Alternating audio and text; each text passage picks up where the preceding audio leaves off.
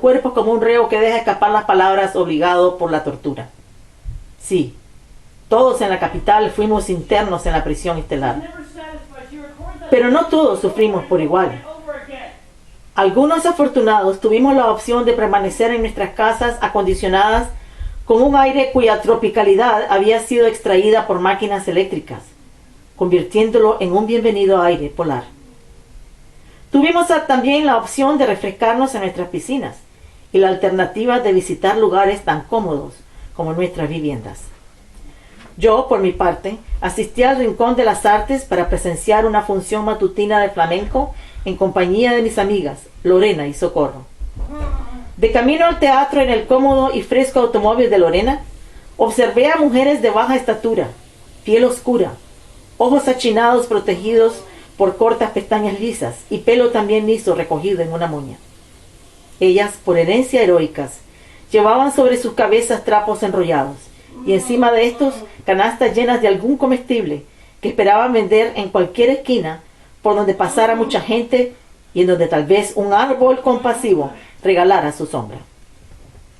Vi también a albañiles bajo aquel sol fogoso que los castigaba injustamente mientras construían las casas de los pudientes. ¿Cuánto les irán a pagar? Fue la pregunta que se escapó de mis ojos, hartos de ver tanta pobreza.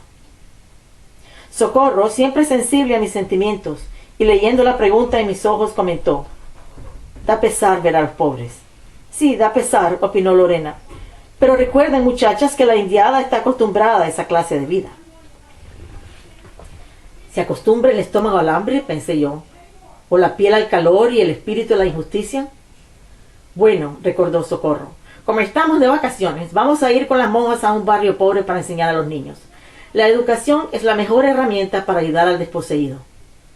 Las palabras de Socorro me tranquilizaron, y cuando después de la función de flamenco fuimos al restaurante La Vaca Pinta, y al salir del local miré pasar a un niño alando una carreta con 2 ollas repletas de elotes, pensé: la próxima semana te voy a enseñar. Solo haciendo algo por ti puedo mirarte sin llorar. Fidelia permaneció pensativa después de mirar a los niños jugar con la llanta, pero el rebelde reanudó la conversación preguntándole: ¿qué va usted a almorzar hoy, señorita Rojas? ¿Por qué preguntas eso? Porque sé que, como es costumbre, cada vez que vienen familiares o amigos de don Ignacio, matan un ternero o una vaca para el festín. Ojalá mataran varias reses al año para ofrecerles un banquete a los peones y a sus familias. Es necesario, continuó el rebelde, cambiar la sociedad de una manera radical. Hace falta un cambio profundo y genuino. Las palabras de Darío con respecto a la explotación del pobre eran ciertas. Fidelia lo sabía muy bien. Ella no tenía argumentos con que defender a su tío Ignacio de las críticas del revolucionario. Por eso se limitó a preguntar: dijiste que es necesario reestructurar la sociedad. ¿Cómo la reestructurarías vos? Recuerdo que se paró enfrente de mí como listo para dar un largo y fogoso discurso. Decía para sí la señora de Collins. Recitó de memoria una página entera de El Manifiesto Comunista. Así como los cristianos, deberíamos ser capaces de recitar versículos y páginas enteras de nuestros guías sagrados, la Biblia y el Catecismo. No olvidaré jamás el ardor con el que me hablaste aquella tarde, Darío. Yo sé que eras sincero. Yo sé que deseabas hacer el bien. Ahora dicen muchos que has cometido las infamias que tanto criticaste, y otras más. ¿Verdad que es mentira? Con mucho ánimo y una convicción profunda, comenzaste, pues, a citar las palabras de tus héroes, Carlos Marx y Federico Engels. El rasgo distintivo del comunismo no es la abolición de la propiedad en general, sino la abolición de la propiedad burguesa. Pero la propiedad privada burguesa moderna es la última y más acabada expresión del modo de producción y de apropiación de lo producido basado en los antagonismos de clase, en la explotación de los unos por los otros. En este sentido, los comunistas pueden resumir su teoría en esta fórmula única: abolición de la propiedad privada. Se nos ha reprochado a los comunistas el querer abolir la propiedad personalmente adquirida, fruto del trabajo propio, esa propiedad que forma la base de toda libertad, actividad e independencia individual. La propiedad adquirida, fruto del trabajo, del esfuerzo personal. ¿Os referís acaso a la propiedad del pequeño burgués, del pequeño labrador, esa forma de propiedad que ha precedido a la propiedad burguesa? No tenemos que abolirla. El progreso de la industria la ha abolido y está aboliéndola a diario. ¿O tal vez os referís a la propiedad privada burguesa moderna? ¿Es que el trabajo asalariado, el trabajo del proletario, crea propiedad para el proletariado? De ninguna manera. Lo que crea es capital, es decir, la propiedad que explota al trabajo asalariado y que no puede acrecentarse sin la condición de producir nuevo trabajo asalariado para volver a explotarlo. En su forma actual, la propiedad se mueve en el antagonismo entre el capital y el trabajo asalariado. Examinemos los dos términos de este antagonismo. Ser capitalista significa ocupar no solo una posición puramente personal en la producción, sino también una posición social. El capital es un producto colectivo. No puede ser puesto en movimiento sino por la actividad conjunta de muchos miembros de la sociedad y, en última instancia, solo por la actividad conjunta de todos los miembros de la sociedad. El capital no es pues una fuerza personal, es una fuerza social. O sea, señorita, dijo Darío ya en sus propias palabras, que yo reestructuraría la sociedad aboliendo la propiedad privada burguesa. Esta hacienda, por ejemplo, les pertenecería a todos los que la hacen funcionar. Lo mismo debería pasar con la planta pasteurizadora y el matadero de su tío y con todos los medios de producción del país. La señorita Rojas acababa de empezar a estudiar economía en la universidad privada de su tierra natal. Tenía, por consiguiente, una idea básica del funcionamiento de la economía capitalista y resentía las palabras de acero y el tono de total certeza e imposición que brotaban de los labios gruesos de aquel extraño, cuyos ojos, vivaces y pequeñitos, irradiaban entusiasmo. «No estoy de acuerdo», exclamó Fidelia, mientras sentía que un calor intenso se acumulaba en sus mejillas.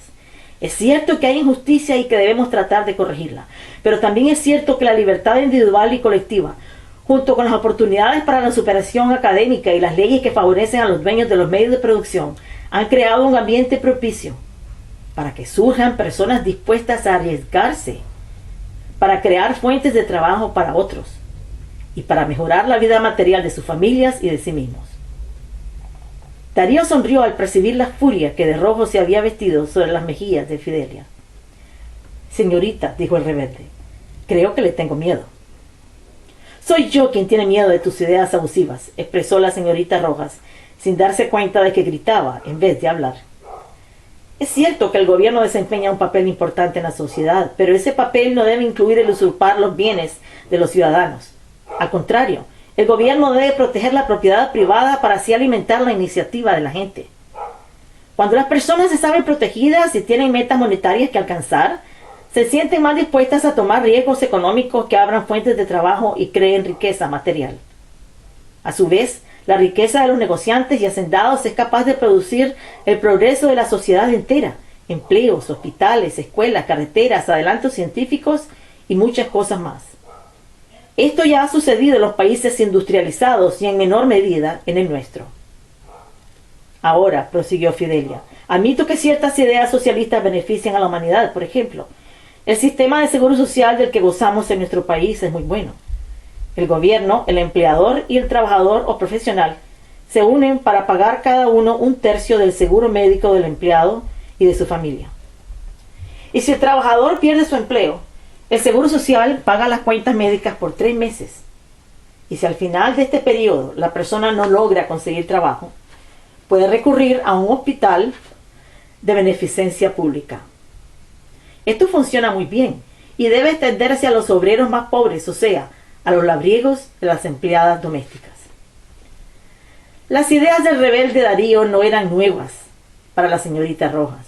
La muchacha había oído, de boca de un profesor universitario de sociología, ideas básicas sobre la ideología comunista.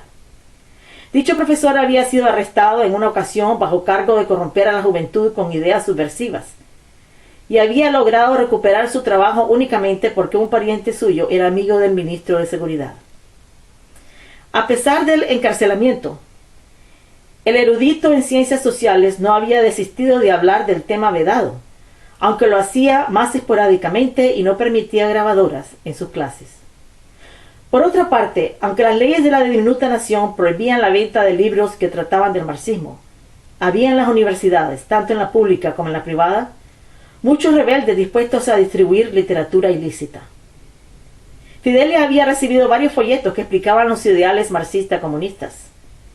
La jovencita los había leído con avidez, pues al fin lograba conocer un poco el sistema social y económico del cual todos hablaban, pues era bien sabido en el diminuto país que la guerrilla a la cual se enfrentaba el gobierno estaba compuesta por hombres y mujeres que tenían por meta implantar el comunismo en aquella región hispana. La señorita Rojas no era una adolescente común y corriente, pues tenía una mente hambrienta de conocimiento y debate, característica que había adquirido a lo largo de su crianza y gracias a la influencia de su papá. En este país se puede leer sobre todo, menos sobre el marxismo. Había oído decir Fidelia a su padre, don Vicente Rojas, quien era historiador, católico de nacimiento y convicción, al igual que su esposa, y empresario exitoso. Don Vicente solía recibir en su casa a los intelectuales más brillantes del país, con quienes dialogaba por largos ratos sobre religión, literatura, historia y política. Hablaban a veces en contra de la guerrilla, pero también en contra del gobierno, ya que no eran adeptos a ninguno de los dos sistemas. No apoyaban ni al movimiento guerrillero ni a la dictadura hereditaria en la que vivían, la cual había pasado de manos del padre, cuando éste fue asesinado por sus opositores, a las del hijo mayor, y cuando éste murió del corazón, a las manos del segundo hijo, quien gobernaba el país en el que vivía la Fidelia de 19 años. Tanto el señor Rojas como sus amigos ansiaban un gobierno democrático, y puesto que los señores eruditos platicaban muy amplia y abiertamente en la biblioteca de la residencia Rojas, o a veces en los anchos pasillos o en el patio trasero de la misma, y veían con buenos ojos que los menores, Fidelia y su hermano Pablo, se acercaran para poner atención a las conversaciones. Tanto la señorita Rojas como su hermano crecieron escuchando información y análisis sobre muchas ramas del saber, incluyendo medicina y astronomía, pues había también científicos entre los amigos de don Vicente. No obstante el peligro, Fidelia se alegraba de poder leer folletos subversivos en la universidad, porque estos le explicaban al fin lo que tanto había oído mencionar sin que alguien se lo explicara. Desde que estaba en la primaria había oído decir a las monjas en el colegio católico en donde había crecido: la injusticia es la causante de la pobreza, y esta invita al comunismo. La señorita Rojas había comprendido siempre que el sistema marxista era enemigo de la iglesia a la que ella tanto amaba, y que era aún más represivo que la dictadura en la que había nacido y crecido. Pero hasta allí había llegado su conocimiento antes de instruirse en el tema en la universidad. ¿Quién no había oído hablar del comunismo en una época en la que éste era un poder mundial? Al mismo tiempo, ¿quién era capaz de hablar con autoridad sobre el tema en un país en donde su lectura era censurada? Fidelia estaba por eso fascinada con la conversación que estaba sosteniendo con el rebelde, a pesar de que las ideas de éste la enfurecían. Me gustaría continuar conversando con usted, señorita Rojas, expresó Darío. Pero primero tiene que calmarse, porque a gritos no se puede conversar. Quiero que entienda que hay que destruir el capitalismo para que exista justicia social en el mundo. Y yo quiero que entendás, contestó Fidelia con el rojo de su rabia esparcido ahora por toda su cara, que ningún gobierno o ser humano debe obligar a la gente a compartir. Es Cristo quien tiene que regir nuestras vidas, y eso cuando se lo permitimos, porque Él nos hizo libres. Fidelia podía notar que sus palabras se resbalaban por las pestañas cortas y lisas del revolucionario, cuyo semblante burlón se reía estrepitosamente del cristianismo de la jovencita. De pronto se escucharon los alaridos de Rosa, la empleada de los Rojas. ¿Dónde está la niña Fidelia? Hoy me despide la patrona. Niña Fidelia, contésteme.